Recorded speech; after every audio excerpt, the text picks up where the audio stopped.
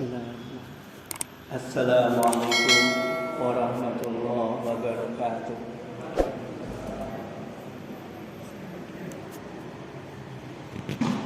Alhamdulillah, wassalatu wassalamu ala rasulillah wa ala alihi wa ashabihi wa mawala, wa la hawla wa la quwwata illa billah. Rabbi shrah li sadri wa yassir li amri wahlul 'uqdatam min lisani yafqahu qawli. Bapak Ibu jamaah Masjid Kiai Haji Ahmad Dahlan yang berbahagia, kajian kita malam hari ini memasuki kajian yang ke-17. Kita akan bahas tentang tahmid. Karena kemarin kita sudah bahas tentang tasbih. Tasbih kita ingatkan kembali, yaitu ucapan subhanallah yang berarti maha suci Allah. Dan keyakinan ini harus senantiasa dipertahankan sebagaimana makna tasbih yang berasal dari kata sibahah yang artinya berenang. Karena orang berenang itu senantiasa mempertahankan posisinya di atas supaya tidak tenggelam dan senantiasa bergerak. Maka ketika kita mengucapkan subhanallah, itu kita pertahankan bahwa akal pikiran kita, hati kita, perasaan kita senantiasa mengingat Allah, bahwa Allah itu zat yang maha suci dari perbuatannya, dari sifatnya, dari ilmunya. Tidak ada sedikit pun kekurangannya. Maka ketika seseorang senantiasa mempertahankan pikirannya, perasaannya, hatinya, senantiasa mengingat bahwa Allah Maha Suci, maka dia ujungnya akan mengucapkan kalimat tahmid, yaitu hamdalah. Sehingga kalau kita runut, ketika seseorang mempertahankan akal pikirannya senantiasa mengingat Allah, maka ujung-ujungnya akan mengucapkan kata tasbih. Sebagaimana kalau kita lihat misalkan di dalam surat Ali Imran ayat yang ke-190.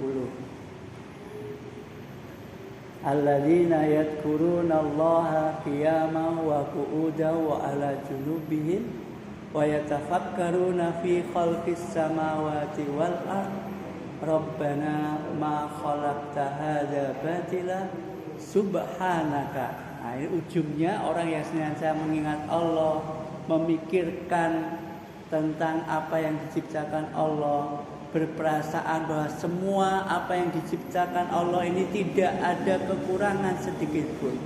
Allah maha sempurna, maha suci dari ilmunya, dari sifatnya, dari perbuatannya. Maka inilah yang kita sebut dengan tasbih. Maka ketika kita sudah sampai pada kata tasbih, ketika kita senantiasa mempertahankan tasbih kita, maka pada ujungnya kita akan menuju kepada yang namanya tahmid.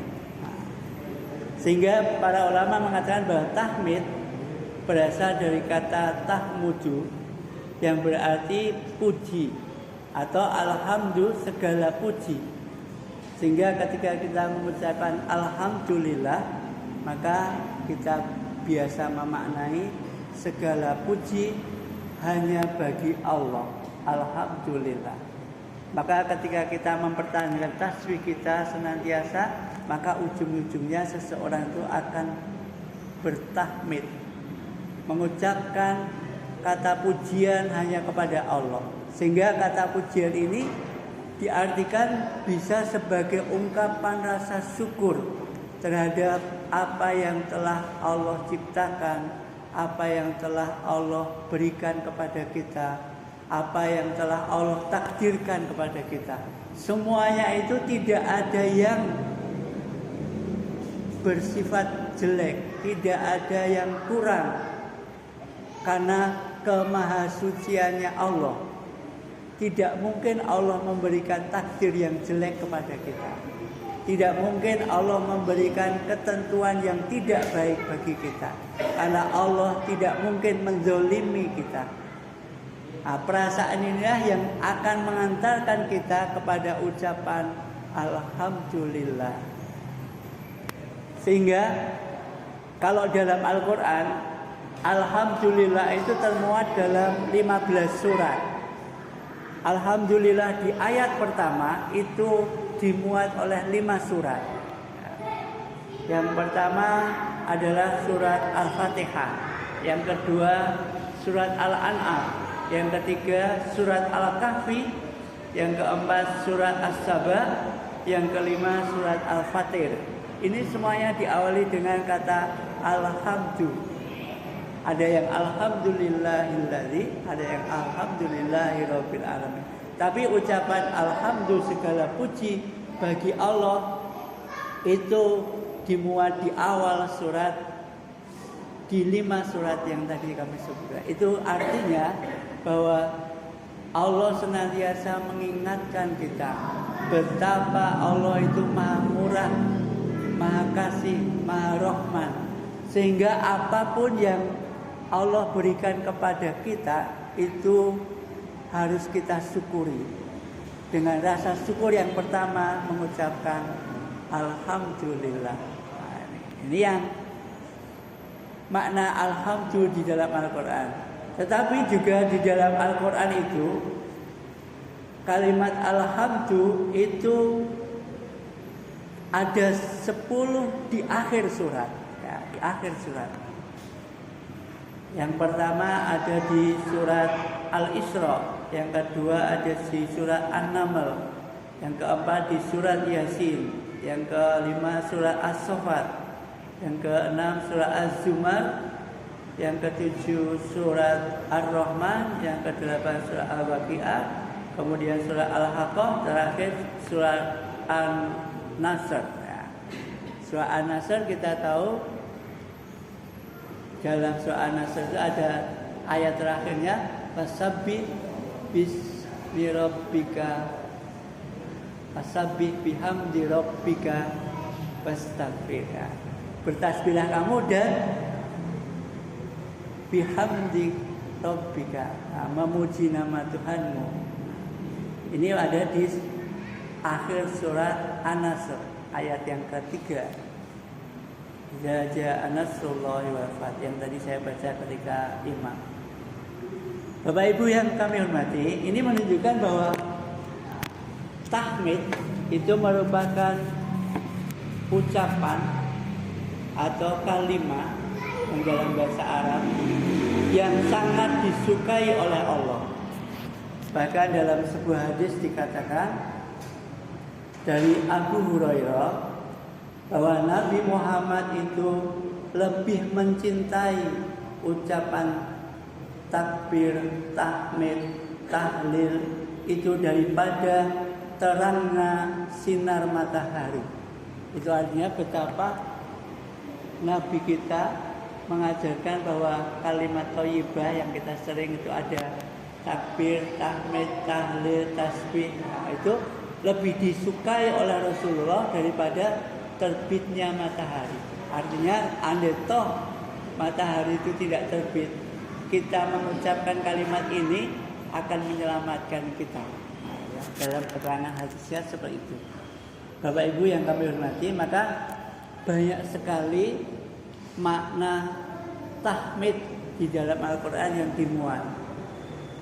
Misalkan bahwa tahmid itu ungkapan sebagai doa kita kepada Allah, doa yang menyatakan rasa syukur. Nah, sebaik-baik doa itu adalah ucapan Alhamdulillah. Maka sebenarnya kalau kita di akhir pertemuan biasanya mari kita akhiri pertemuan kita hari ini dengan doa. Itu sudah tepat. Sebaik-baik doa adalah Alhamdulillah. Sebagaimana dalam surat Yunus ya. Ada di sana Nabi Yunus terakhir wa akhiru da'wahum Alhamdulillahi rabbil alamin. Dan di akhir doa kami senantiasa mengucapkan alhamdulillahi rabbil alamin. Ini ucapan doa yang terbaik.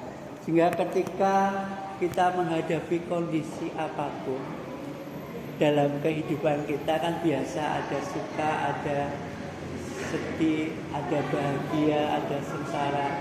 Tetapi bagi seorang yang muslim, ketika dia mempertahankan tasbihnya, berhusnuzon bahwa Allah zat yang maha suci dari perbuatannya, dari sifatnya, dari ilmunya, maka ungkapan yang paling tepat alhamdulillah, apapun keadaannya.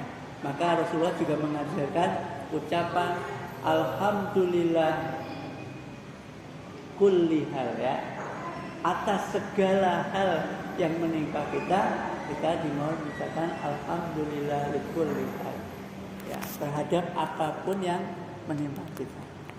Jadi tidak ada kata bagi kita sebenarnya kalau memahami ini untuk mengeluh, untuk sambat, untuk tidak menerima apa yang Allah takdirkan bagi kita.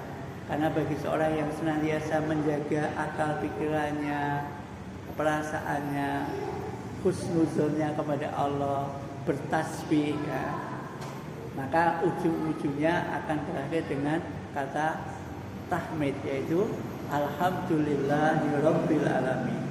Sehingga makna yang kedua dari tahmid atau ucapan alhamdulillah itu bisa menghapuskan dosa, meskipun dosa itu sebanyak buih di lautan.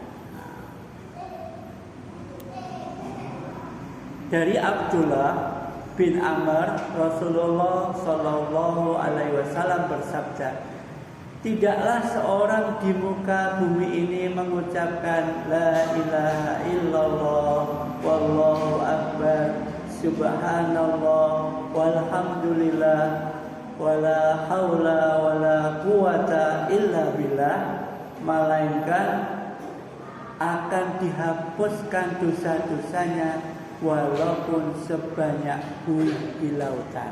Nah, ini hadis dari Abdullah bin Amr. Sehingga ketika kita mengucapkan alhamdulillah, meskipun kondisi kita mungkin kita anggap tidak baik, itu sekaligus menjadi kafarat bagi dosa-dosa kita.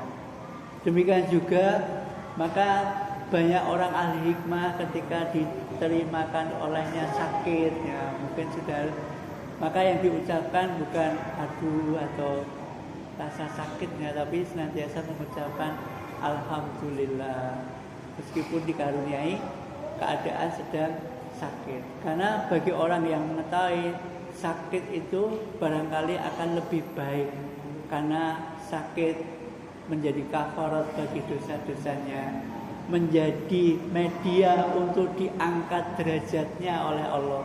Barangkali ada suatu derajat yang tidak bisa diangkat oleh Allah kecuali dengan sakit, atau akan dikabulkannya doa-doanya bagi orang yang sakit. Salah satu doa yang makbul ada doa ketika orang itu sakit. Maka bisa jadi bagi orang yang ahli hikmah itu sakit lebih ia sukai daripada dia itu dalam keadaan sakit tapi tidak sakit tapi lalai mengingat kepada Allah Subhanahu wa taala. Karena ucapan alhamdulillah itu bisa menghapus dosa-dosa kita meskipun sebanyak buih di lautan. Kemudian makna tahmid yang ketiga, manfaatnya salah satunya adalah membuat rezeki kita menjadi lancar. Karena kalau kita lihat misalkan orang yang senantiasa berterima kasih, itu akan memancing rezeki yang lebih banyak. Kalau dia bisa berterima kasih kepada yang sedikit, maka ia akan bisa berterima kasih kepada yang banyak. Sebaliknya, orang yang kepada hal yang sedikit saja tidak berterima kasih, maka dia tidak mungkin bisa berterima kasih kepada yang banyak. Sehingga kalau apapun yang Allah berikan kepada kita, meskipun mungkin kelihatannya sedikit, tapi kita syukuri, itu akan memancing nikmat yang lebih banyak lagi. Sehingga ucapan syukur dengan alhamdulillah itu akan menjadikan bertambah-tambahnya nikmat yang Allah berikan kepada kita. Kalau misalkan ini ya, saya memberi uang belanja kepada istri saya, tak kasih 5.000, istri saya itu malah mosok sedina mung 5.000, bapak ibu itu beras larang opo larang. Mungkin dengan perasaan itu saya bisa menambah, tapi menambahnya mungkin tidak baik, atau mungkin tidak menambah karena merasa jengkel dulu. Tapi ketika kita kasih sedikit, kemudian terima kasih, mungkin ini kita acakkan secukupnya saja, dengan menerima dengan ikhlas itu mungkin membangkitkan saya untuk memberikan lebih banyak. Mungkin Allah seperti inilah yang digambarkan dalam surat Ibrahim ayat yang ke-7. Wa itta'adzana rabbukum la in syakartum la azidannakum wa la in kafartum inna azabi la syadid. Dan Allah telah mempermaklumkan kepada kita, barang siapa yang bersyukur maka Allah akan menambahkan nikmat itu lebih banyak lagi. Tetapi siapa yang tidak bersyukur, maka ketahuilah bahwa Allah sangat pedih siksanya. Nah, Bapak Ibu yang kami hormati, maka ucapan tahmid ini menjadi hal yang sangat baik. Sehingga kalau kita di Jawa sering mengenal dengan kalimat thayyibah. Kalimat itu artinya perkataan, thayyibah itu artinya baik. Kalimat thayyibah yang paling disukai oleh Rasulullah dan dianjurkan oleh Allah ada 4 tadi ya. Tahlil, tahmid, takbir, dan tasbih. Urutannya kadang-kadang di dalam satu hadis itu kebanyakan dimulai dari tasbih. Nah, sebagaimana hadis yang sangat panjang ketika ada seseorang yang miskin ya, kemudian dia mengadu kepada Rasulullah. Wahai Rasulullah, betapa nikmatnya menjadi orang kaya. Mereka bisa bersedekah, bisa naik haji, sholat. Dia juga mendapatkan pahala sholat seperti saya dan sebagainya. Tapi saya tidak bisa mendapatkan pahala sedekah, pahala haji, pahala umrah karena saya tidak mampu. Maka Rasulullah mengatakan, maukah engkau aku ajari yang dengan kalimat ini engkau akan mendapatkan pahala sebagaimana orang-orang kaya yang mereka berhaji, kamu juga akan mendapatkan pahala haji. Kamu bersedekah, mereka juga mendapatkan pahala sedekah. Maka kalimat ini yang sering diajarkan ketika kita selesai sholat. Ketika selesai sholat, maka kita dianjurkan membaca Subhanallah 33 kali. Kenapa urutannya ini? Karena tadi urutan berpikirnya seperti tadi. Orang yang senantiasa menjaga pikirannya, akalnya, mengingat Allah, bahwa Allah zat yang maha suci, dari perbuatannya, dari sifatnya, dari ilmunya, pasti ujung-ujungnya dia akan bertasbih. Ketika dia senantiasa bertasbih, berhusnuzan kepada Allah, berprasangka baik atas seluruh apa yang Allah berikan kepada kita, maka ujung-ujungnya akan menjadi alhamdulillah. Maka kenapa urutannya subhanallah 33 kali, alhamdulillah 33 kali. Nah, kali ujungnya ketika orang itu senantiasa bertahmid, maka dia akan mengagungkan asma Allah, yaitu bertakbir, Allahu Akbar. Nah, ini kita bahas di pertemuan yang ke-18 tentang takbir.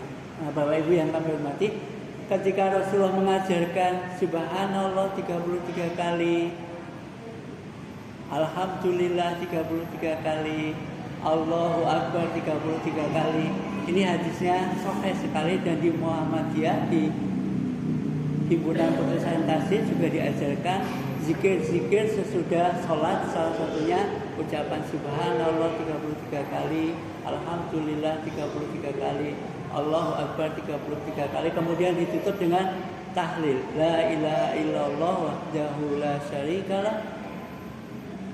dan seterusnya sampai akhir. Maka dengan kalimat ini maka Nabi kita menjamin bagi kita mungkin yang belum sempat atau tidak memiliki kemampuan untuk berzakat, berhaji, kita bisa mendapatkan pahala sebagaimana orang-orang kaya itu dia bisa mendapatkan pahala zakat, pahala haji, pahala sedekah, pahala infak.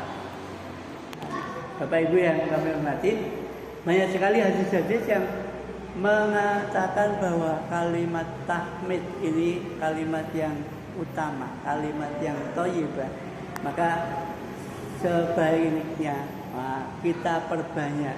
Dan kalau berdasarkan dari kajian fikihnya, apa saja yang diperintahkan oleh Allah itu hukumnya wajib. Maka ucapan alhamdulillah, subhanallah, la ilaha illallah itu zikir yang wajib senantiasa kita lakukan.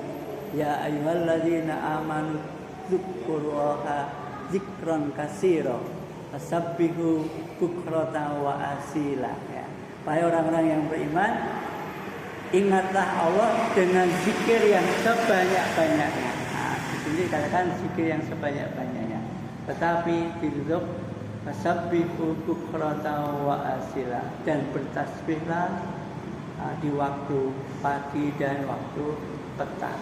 Nah, Bapak Ibu yang kami hormati, maka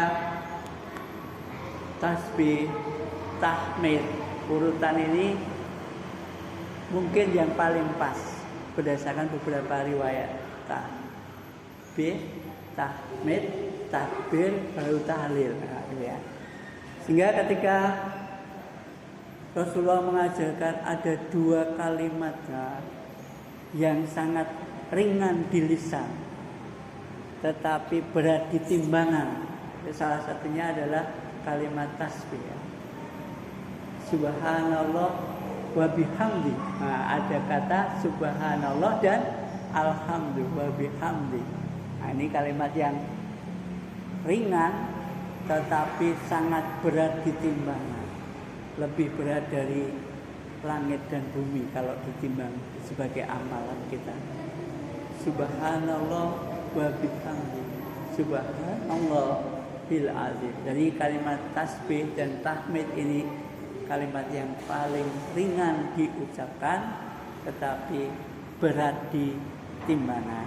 Nah, Bapak Ibu yang kami hormati, sehingga kajian ibadah yang kemarin kita sudah bahas sampai kepada yang ke-17, pada dasarnya ibadah itu intinya kan ingat kepada Allah, kemudian bersyukur kepada Allah, yang terakhir tidak mensekutukan Allah. Udhkuruni adzkurkum washkuruli wala takfurun. Al-Baqarah ayat 142.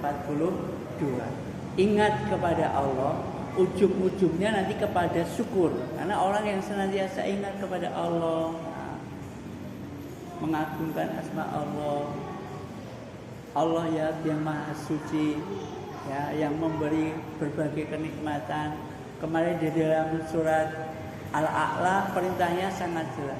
Sabbihisma rabbikal a'la alladzi qaddara fahada walladzi akhraja Sabbihisma rabbikal a'la alladzi khalaqa fasawa, yang telah menciptakan kita dan memberi kita kesempurnaan, keseimbangan. Alladzi qaddara fahada walladzi akhraja mar'a faja'alahu ghusa'an ahwa. Sampai segitu kita sudah pasti bahwa kalimat tasbih, tahmid itu sesuatu yang sangat baik, yang dianjurkan bahkan diwajibkan dalam agama kita, dan begitu banyak keutamaannya.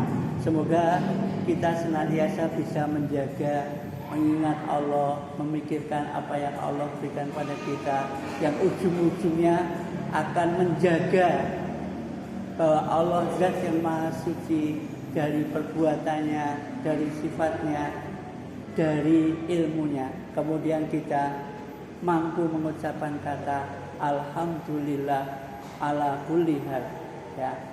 Segala puji bagi Allah atas segala apapun yang terjadi, atas segala apapun yang menimpa diri kita. Insya Allah kalau ini kita jaga, kita akan menjadi orang-orang yang insya Allah selamat di dunia sampai di akhirat. Demikian kajian kita yang ke-17. Lebih kurangnya saya mohon maaf. Bila hidayah wa taufik. Assalamualaikum warahmatullahi wabarakatuh.